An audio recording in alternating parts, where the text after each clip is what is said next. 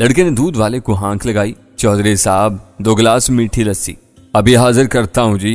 ऊंचे तख्त पर बड़ा सा चोबी पटड़ा रखे एक पहलवान नुमा लुंगी पहने शख्स ने कहा और फिर लस्सी बनाना शुरू कर दी।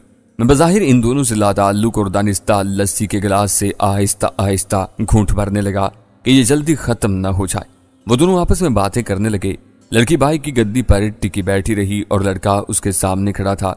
तुम अम्मी जान की फिक्र मत करो वसीम, बस मेरे पापा जरा, लड़की ने कहती दानिस्ता जुमला अधूरा छोड़ दिया। वो बहुत आहिस्ता बातें कर रही थी। मैं इनसे चंद ही कदमों के फासले पर लाताल्लुक सा खड़ा गिलास हिला हिला कर लस्सी पीता रहा। समझ में नहीं आता, जब तुम्हारे पापा का तुम दोनों माँ बेटी की जिंदगी में कोई दखल ही नहीं, तो फिर आखिर तुम्हें क्यों उनकी इतनी फिक्र सताती है? लड़के ने, जिसका नाम वसीम मालूम हुआ, कदरे झल्लाकर कहा। है ताल्लुक, कैसे नहीं है? लड़की ने कहा। अम्मी जान से नहीं तो ये इनका आपस का मामला है। मेरे तो वो बहरहाल पापा हैं और रहेंगे। वो मुझे भूले हैं न मैं उन्हें भुला सकती हूँ। तो क्या इन्हें इंटरव्यू देने के लिए मुझे कराची जाना पड़ेगा? लड़के ने कहा तो लड़की हंसी। इसी वक्त इन्हें लस्सी के 2 गिलास थमा दिए गए। दोनों ने चंद घूंट भरे। इस दौरान बैक वक्त दोनों ने मेरी जानिब भी देखा था और मैं फौरन उनसे नजरें हटाकर अपने गिलास की तरफ मुतवज्जा हो गया। अरे नहीं बाबा, मैंने बताया तो था तुम्हें, पापा सिर्फ मुझसे मिलने के लिए इतनी दूर का सफर करके आते हैं। कभी अपने किसी आदमी को भेज देते हैं मेरी खैर खैरियत के लिए और कुछ कीमती तोहफे देने के लिए। तुम्हारी अम्मी जान को इकबाल चौक वाले बंगले का इल्म है जहां तुम दोनों बाप बेटी की मुलाकात होती है? बिल्कुल है, इन्हें सब मालूम है, मगर वो बाप बेटी की मोहब्बत के दरमियान खायल होने की कोशिश नहीं करती। अम्मी जान की यह बात मुझे बेहद पसंद है। अच्छी बात है, तो इसका मतलब है कि मुझे इकबाल चौक वाले बंगले ही में इंटरव्यू देना होगा। ये तुमने क्या इंटरव्यू की रट लगा रखी है? लड़की मसनूई खफगी से बोली। इसी वक्त 3 औबाज से लड़के 2 बाइक पर वहां आन पहुंचे। एक ने लड़की पर कोई जुमला कसा, तीनों उतर गए। वसीम नामी लड़का तैश में आ गया। लड़की ने उसे पंगा लेने से मना कर दिया। बज़ाहिर मामला ठंडा हो गया। इन तीनों लड़कों ने लस्सी और दूध का आर्डर देते हुए फिर लड़की पर जुमला कसा। इस बार बहुत ही नागवार और बेहुदा जुमला था, जिसे सुनकर वसीम ही नहीं उसकी दोस्त लड़की भी बुरी तरह तैश में आ गई। तुम ठहरो वसीम, इसने मुझ पर जुमला कसा है, इसे मजा भी मैं ही छिकाऊंगी। लड़की ने गुस्से से दांत पीसते हुए कहा और मेरी नजरों ने हैरतनाक मंजर देखा। लड़की ने लस्सी का गिलास अपने दोस्त को थमाया और चादर उतार कर इसे घुमाकर रोल करते हुए अपनी कमर पर बेल्ट की तरह कस लिया। तभी मैंने देखा वो अंदर से खासी चुस्त पैंट और इसी तरह की कमीज पहने हुए थी। ऐसे में वो मजीद अस्मार्ट और खूबसूरत नजर आ रही थी। वो इन तीनों अबाशों के करीब गई और फिर अगले ही लम्हे मेरी ही नहीं, दुकान पर खड़े लोगों की भी आंखें फैल गईं। लड़की ने राइट किक को इस तरह घुमाकर एक औबाश लड़के के सीने पर रसीद किया था कि वो उछलकर सड़क पर जा गिरा। दूसरे लड़के ने उस पर हमला करना चाहा तो वो लड़की दूसरी टांग पर घूमी और राइट हुक की जरब उसकी पसलियों में रसीद कर डाली। दूसरे औबाश लड़के के मुंह से ओक की क्रिया आवाज खारिज हुई और तीसरे ने दूध की बोतल फेंकी और बाइक की जानिब तोड़ा। अरे अरे, अब कहाँ जा रहे हो? सारी शौकीन निकल गई एक जनानी की मार से। वसीम नामी लड़का चहक कर बोला। अभी तो मैंने हाथ नहीं दिखाया। बाकी 2 मजरूब लड़कों ने भी वहां से भाग जाने ही में आफियत जानी। इन्होंने गलत जोड़े से पंगा ले लिया था। अभी नहीं कौन बताता कि अपने वसीम बाऊ और निगहत बीबी क्या चाहें। पहलवान दूध वाले ने भी हाँक लगाई। लोग सताइशी नजरों से इन दोनों की जानिब देखने लगे। दूध वाला किसी को बता रहा था कि यह नौजवान जोडो कराटे क्लब का मेंबर है। यह आवाज मेरे कानों में पड़ी और मैंने बेइख्तियार एक ठंडी सांस ली, जबकि मेरी मुशाक और घाघ नजरों ने पहले ही इनकी चाल की चापकदस्ती से यह बात ताड़ ली थी कि ये दोनों आम लड़का लड़की नहीं थे। वो दोनों एक बार फिर आराम से लस्सी पीने लगे जैसे कुछ हुआ ही ना हो। मेरी लस्सी का गिलास खत्म हो चुका था, लेकिन मैं अभी इन दोनों की मजीद बातें सुनने को बेकरार था, मगर मजबूरी थी, इसलिए मैंने बिल दिया, गिलास रखा और पलट गया। रात की तारीकी में गली की सड़क सुनसान होने लगी थी। मैं जरा आगे जाकर एक छपरा सी दुकान के थड़े के पास खड़ा हो गया। अब मेरे सामने लड़की का घर था और बाएं जानिब सिद्रा का। लड़का और लड़की के नाम मुझे मालूम हो चुके थे। देखा जाता तो अभी तक ये बात वाज़ेह नहीं हुई थी क्या निगहत नामी लड़की वाकई बास इकबाल की बेटी थी या कुछ और। दफतन बाइक के स्टार्ट होने की आवाज आई। मैं तारीख गोशे में दुबका रहा।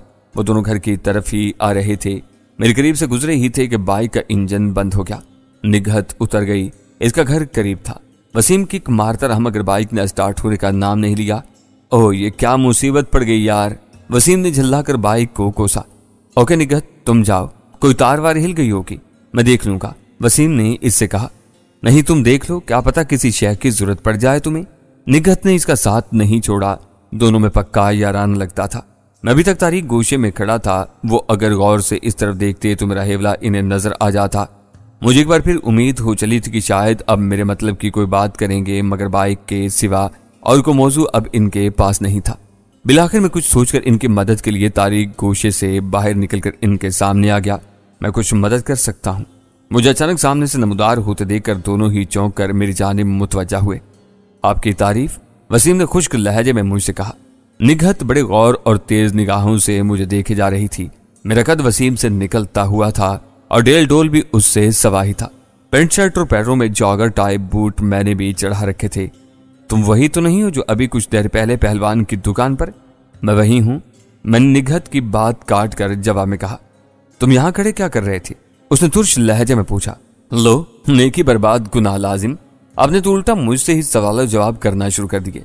माफ करना, मुझसे गलती हो गई, मैं अपना रास्ता लेता हूँ, कहते हुए मैं जाने के लिए एक तरफ को बढ़ा।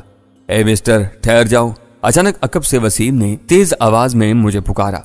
मैं रुक गया, मगर उसकी जानिब पलटने की जहमत कबारा नहीं की। तभी मैंने निगहत को वसीम से कहते सुना, यह हमारे मकान की जासूसी कर रहा है, जोजी का आदमी लगता है, इधर आओ। वसीम का लहजा ताहकमाना और खासा उखड़ा हुआ था।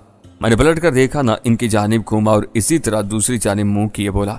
मैं आगे बढ़े हुए कदम पीछे नहीं उठाता और पीठ पीछे आवाज को खातिर में नहीं लाता। जो कहना है इधर आकर और मेरे सामने खड़े होकर बोलो।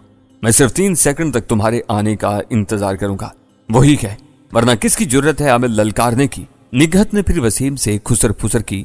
ठीक इसी वक्त किसी गाड़ी की तेज हेडलाइट से तारीख सड़क का ये गोशा चुंदिहाने लगा। बगैर हुड वाली एक जीप तेजी से एक मोड़ काट कर आई और उसके टायर चिड़चिड़ाए। मैंने देखा इसमें सवार 4 तनुमन लड़के कुदाकड़े मारते हुए नीचे उतर आए। मैं घूम गया, जीप वसीम और निगहत के करीब खड़ी थी। इन चारों ने आनन फानन इन दोनों को घेरे में ले लिया था। मैंने देखा वसीम और निगहत भी एक लम्हे को परेशान नजर आने लगे थे। मुझे अंदाजा हुआ कि इनका दोनों से कोई पुराना हिसाब किताब चल रहा था। जैसा कि अभी थोड़ी देर पहले निगहत ने वसीम से मेरे बारे में कहा था कि ये जोजी का आदमी लगता है। बहरकैफ मेरे रगों में खून की गर्दिश तेज होने लगी थी। मैं इन सबसे चंद कदम के फासले पर अब इनकी जानिब रुख किए दोनों टांगे फैलाए खड़ा था।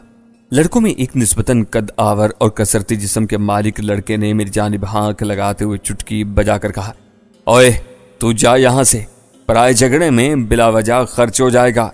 नहीं, मैं तमाशा देखना चाहता हूँ, मैंने वहीं खड़े खड़े सपाट लहजे में कहा। हाँ तेरी तो। वही लीडर नुमा लड़का ननचाकू घुमाता हुआ मेरी जानिब बढ़ा। इन दोनों पर नजर रखो, पहले मैं इस तारीख गली के लूसी कुत्ते को लिटा दूं। मुझे कुत्ते वाली गाली ने नीचे से ऊपर तक बुरी तरह सनसना कर रख डाला। वो तेजी और महारत से ननचक्कू घुमाता हुआ मेरी जानिब बढ़ रहा था और मैं इसी तरह अपने दोनों हाथ पहलुओं पर रख के बज़ाहिर मुतमईन अंदाज में टांगे फैलाए खड़ा रहा। और फिर जैसे ही वो करीब आया और उसने ननचाकू का वार मुझ पर किया तो मैंने खड़े खड़े फकत अपनी एक टांग उस महारत से बुलंद करके इसकी गर्दिश करते ननचक्कू में उड़ा दी कि वो जंजीर समेत मेरी टांग में लिपट गया। मुझे ननचक्कू की जंजीर की जकड़न से तकलीफ तो पहुंची थी, मगर वो इस तकलीफ से ज्यादा नहीं थी जो कुत्ते वाली गाली से मुझे पहुंची थी। मैंने अपनी टांग को एक झटका दिया और ननचक्कू उसके हाथ से छूट कर मेरी टांग में लिपटा रह गया। मैंने अभी तक अपने दोनों हाथ पहलुओं से नहीं हटाए थे।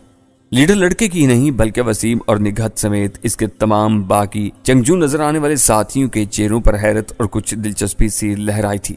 मैं तुम जैसे आवारा और सड़क चाटने वाले कुत्तों से अपने हाथ गंदे करना मुनासिब नहीं समझता, क्योंकि इन्हें सिर्फ लातों से भगाया जाता है।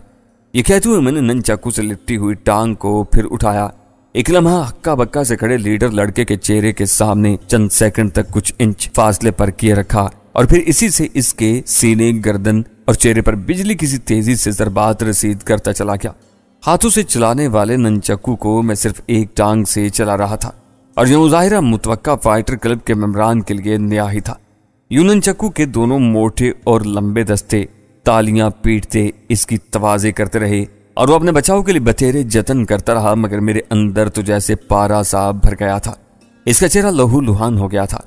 अपने लीडर का यह हशर देखकर उसके बाकी तीनों साथी अपने असल दुश्मनों वसीम और निगहत को भुलाकर मेरी जानिब लपके ही थे कि तब वसीम और निगहत भी बैक वक्त मेरी मदद को हरकत में आए और फिर अच्छा खासा जंग का साथ समा तारी हो गया।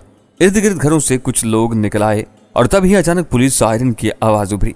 शायद कोई गश्ती पुलिस मोबाइल इस तरफ को निकल आई थी। दुश्मनों के बाद पुलिस वालों से तो मुझे खुदा वास्ते का बैर था। यही वजह थी कि सायरन की आवाज सुनते ही मैंने राह फरार की ठानी और दौड़ लगाने के बजाय नहायत होशियारी और मुस्तद्दी से तारीकी में खिसक गया। यहाँ तंग सी गली थी। मैं अंदर दाखिल हो गया और तेज तेज चलना शुरू कर दिया। अगर में सायरन की आवाज बदस्तूर सुनाई देती रही, फिर इसके बाद टायरों की चिचराहट और बाइक के स्टार्ट होने की भी आवाज उभरी। पुलिस और वो सब लड़के इनमें मसरूफ हो गए और मैं अब गलियों की राह लेता हुआ मेन रोड पर आ गया। अब मेरे चलने का अंदाज मटर गश्त करने का सा था। अगरचे पुलिस का खतरा अपनी जगह था, ताहम फौरी तौर पर टल जरूर गया था। मैं चक्कर घूमकर घर की जानिब चल दिया। घर पहुंचा तो मालूम हुआ कि फूटा खान का फोन आया था। तुम कहाँ चले गए थे? 2 बार फूटा खान का फोन आ चुका है, राहिला बोली। मैं जरा करीबी चौक पर मीठी लस्सी पीने चला गया था। मैंने कहा, तुमसे क्या बात की उसने? यही कि हम इस वक्त कहाँ हैं और बाकी खैरियत मालूम करता रहा। तुमने क्या बताया उसे? मैंने कहा, अब ये तो उसे भी पता ही था कि हम सियालकोट पहुंच चुके हैं, राहिला बोली। बाकी इकबाल वगैरह के बारे में पूछता रहा कि उसके किसी आदमी से कोई टकराव वगैरह तो नहीं हुआ, लेकिन मैंने ये कहकर बात खत्म कर दी कि इसकी तफसील सोहरा भी आकर बता सकता है। इसी वक्त फोन की घंटी बजी। उसी का फोन होगा, राहिला बोली। फौजिया कमरे में आराम कर रही थी। रात काफी गुजर चुकी थी। राहिला ने भी कमरे का रुख किया। मैं फोन की जानिब बढ़ा और रिसीवर उठाकर कान से लगा लिया। हेलो। अरे बाबा सोहराब खान, क्या हाल है तुम्हारा? सब खैरियत है ना? मुझे तुम्हारी बड़ी फिक्र हो रही थी। मिंठार ने मुझे बताया था कि तुमने फोन किया था। सब ठीक है ना बाबा? वो एक ही सांस में बोलता चला गया। फिलहाल सब ठीक है साईं, मैंने सुकून से कहा और फिर मुख्तसर उसे बता दिया कि हम सियालकोट पहुंच चुके हैं और बाकी तफसील सरदस्त बताना मकसूद नहीं समझा। अच्छा हुआ तुमने राब्ता कर लिया, मुझे तसल्ली हो गई। वो बोला, आप कराची कब वापसी के? उसने आखिर में पूछा। कुछ ही दिन में मुतवक्का है, मैंने मुख्तसर जवाब दिया, मगर आपसे एक जरूरी काम था। अरे बाबा हुक्म करो, क्या बात है? फूटा खान ने हस्बे फराख दिली से कहा। मैंने उसे सेठ सिकंदर मरहूम की बेवा और उसकी बेटी के बारे में बताते हुए कहा, बस साईं, इसी सिलसिले में आपसे थोड़ी मदद चाहिए थी। जब तक मैं यहाँ हूँ, जल्द कराची पहुंच गया तो फिर मैं संभाल लूंगा। बेफिक्र हो जाओ बाबा, बेफिक्र, वो बोला। इकबाल के बाद सज्जाद बेग हमारा भी टारगेट है। वैसे ये अच्छा हुआ कि बेगम सिकंदर को भी अपने भाई की बदनीयती का पता चल गया। वैसे ये इंकिशाफ मेरे लिए हैरत अंगेज है कि वो इसका सोतेला भाई है। बस मेहरबानी साईं, यही कहना था मैंने। फिर वही बात, मेहरबानी एहसान ये सब दोस्ती यारी में नहीं होता, बस फर्ज दोस्ती होता है। उसने कहा। फिर कुछ तवक्कुफ के बाद बोला, चाहे तुम्हारे इल्म में ना हो, इकबाल के 2 नए पालतू कुत्ते सलीम छालिया और राजू बोरी तुम्हारे पीछे पंजाब रवाना हो चुके हैं। हमारे एक मुखबर ने इतला दी थी। होशियार रहना, शायद इन लोगों को तुम्हारी सियालकोट रवानगी की खबर लगी है। इतला देने का शुक्रिया साईं, मैं मोहतात रहूंगा, मैंने कहा। राब्ता मुनक़ता होने के बाद मेरा ध्यान उस नौजवान जोड़े वसीम और निगहत की तरफ चला गया। झगड़े के दौरान पुलिस आ गई थी और मैं खिसक आया था। अब न जाने वहां क्या सूरत हाल थी। आया पुलिस दूसरे हमलावर लड़कों के ग्रुप के साथ इन दोनों को भी पकड़ कर ले गई थी या नहीं, मुझे इसके बारे में इल्म नहीं था। अब रात भी निस्फ बीत चली थी। मैं अपने कमरे में आकर सो गया। सुबह में 10 बजे जागा। राहिला और फौजिया जाग चुकी थी और नाश्ते की मेज पर मेरा ही इंतजार हो रहा था। जन्नत और रहीम हमारी खिदमत में लगे हुए थे। मैंने गुस्ल वगैरह करके नई चुस्त पैंट और उसके ऊपर टी शर्ट पहन ली। स्याह पतलून पर हल्की पर्पल टी शर्ट भली लग रही थी। मेरी कसरती दराज कामती इसमें खूब जच रही थी। स्याह घने बाल मैंने जल लगाकर पीछे की तरफ बना रखे थे। जब मैं नाश्ते की मेज पर पहुंचा तो फौजिया मेरी जानी मोहब्बत से देखकर मुस्कुराई और राहिला ने फकत एक संजीदा सी निगाह मुझ पर डाली। अब उसने मेरे साथ वो पुरानी रविश छोड़ दी थी जिससे मुझे चिढ़ होती थी। शायद उसने भी इस हकीकत को तस्लीम कर लिया था कि उसे मेरी शक्ल में जो मंजिल दिखाई गई थी इसका बहकीकत से कोई ताल्लुक नहीं हो सकता। चुनांचे उसका रवैया भी मेरे साथ ऐसा ही हो गया था जैसे कोई बड़ा बुजुर्ग या बड़ी बहन होती है। हम नाश्ते में मशगूल हो गए। रात फूटा खान से तुम्हारी क्या बात हुई? नाश्ते के दौरान राहिला ने दरियाफ्त किया। यही कि वो इकबाल और सज्जाद बेग पर कड़ी नजर रखे और सिद्रा और उसकी माँ को भी इनसे तहफ़्फ़ुज़ देने की कोशिश करे। तुम इस अजनबी आदमी पर कुछ ज्यादा ही इन्हिसार करने लगे हो, राहिला बोली। मजबूरी है, जान का रिस्क तुमने ले रखा है, परेशानियां हम भुगत रहे हैं, हमारा और कोई ठिकाना रहा नहीं। बावजूद इसके कि फूटा खान का दुम चल्ला मेरी समझ से बाहर है, राहिला ने तल्ख लहजे में कहा। शायद यह हालात का शाखसाना था कि वो बहुत तल्ख होती जा रही थी, मगर उसकी बात गलत भी नहीं थी, बल्कि उसे ही नहीं फौजिया को भी फूटा खान से डर ही लगता था। इन्हें खदशा था कि हम जिस कदर इस आदमी का एहसान लेंगे वो मुझे इतना ही अपने किसी गलत काम में शामिल होने पर मजबूर कर सकता है। अगरचे अभी तक ऐसी कोई बात उसने नहीं कही थी, जबकि मेरा ख्याल इन दोनों से मुख्तलिफ था। میں نے کہا تم بلا وجہ پھوٹا خان کی طرف سے بدگمانی یا کسی بےمانی خدشات کا شکار ہو. وہ محض میرا اس لیے ساتھ دے رہا ہے یا مدد کر رہا ہے کہ اقبال ان کا بھی دشمن ہے. اور یہ تو عام سی بات ہے کہ دشمن کے دشمن سے دوستی کا ہاتھ ملانا مصلحت ہے. اور ابھی اس سے ہونے والی تازہ ٹیلی فونک گفتگو میں اس نے اس بات کا بھی انکشاف کیا ہے کہ اقبال کا قریبی ساتھی سجاد بیگ بھی ان لوگوں کا ٹارگٹ ہے. انسان اسی طرح ایک دلدل سے نکل کر دوسری میں جا پھنستا ہے. راحیلہ بولی ابھی ہم ایک دلدل سے نکلے نہیں ہیں اور دوسری ہمارے لیے یہ پھوٹا خان تیار کر رہا ہے. فوزیہ خاموش تھی. میں نے اس کی جانب مدد طلب نظروں سے دیکھا. حقیقت یہی تھی کہ وہ دونوں ہی میری فکر میں کھلی جا رہی تھیں. کبھی ایک کو اعتراض ہونے لگتا تھا تو کبھی دوسری کو. فوزیہ کی خاموشی دراصل راحیلہ کی تائید ہی تھی. ہم ناشتے سے فارغ ہو کر کمرے میں آ گئے. ناشتے کے بعد چائے کا ایک دور کمرے میں بھی چلایا گیا. شکر تھا کہ دونوں خواتین سمجھدار تھیں. پھوٹا خان والے موضوع کو زیادہ طول دے کر مجھے مزید پریشانی میں مبتلا نہیں کرنا چاہتی تھیں. اس لیے روز سخن نئے موضوع کی جانب موڑتے ہوئے راحیلہ نے ان دونوں پڑوسی مشکوک ماں بیٹی کے بارے میں دریافت کیا تو میں نے پوری بات بتانے کے بجائے یہی کہا کہ ابھی ان کی مخبری جاری ہے, دیکھتے ہیں آگے کیا ہوتا ہے. مزے کی بات یہ تھی کہ راحیلہ اور فوزیہ دونوں ہی میری مزاج آشنا تھیں. جان گئی تھی کہ جب تک میں ان دونوں مذکورہ خواتین کے سلسلے میں کسی نتیجے پر نہیں پہنچ جاتا کچھ بتانے والا نہیں تھا. میں تھوڑی دیر ان کے ساتھ بیٹھنے کے بعد اٹھ کھڑا ہوا. وہ کام میں مشغول ہو گئی. میں ٹیلی فون کی جانب کھسک آیا اور بختیار علی کی دکان کا نمبر ملانے لگا. اگرچہ سیالکوٹ پہنچ کر میں نے نادو کی ہدایت کے مطابق فون کر کے اسے اپنے اور فوزیہ وغیرہ کے خیریت سے پہنچنے کی اطلاع دے دی تھی. پھر کچھ دن بیت چلے تھے اس لیے میں نے وہاں کی خبرگیری کرنا ضروری سمجھا. وجہ اس کی یہی تھی کہ چودھری جی برادران اور اس کے خطرناک گماشتے گگل اور منیرے سمیت میرے اور نادو کے خون کی بو سونگتے پھر رہے تھے. ہم نے انہیں بہت زک پہنچائی تھی.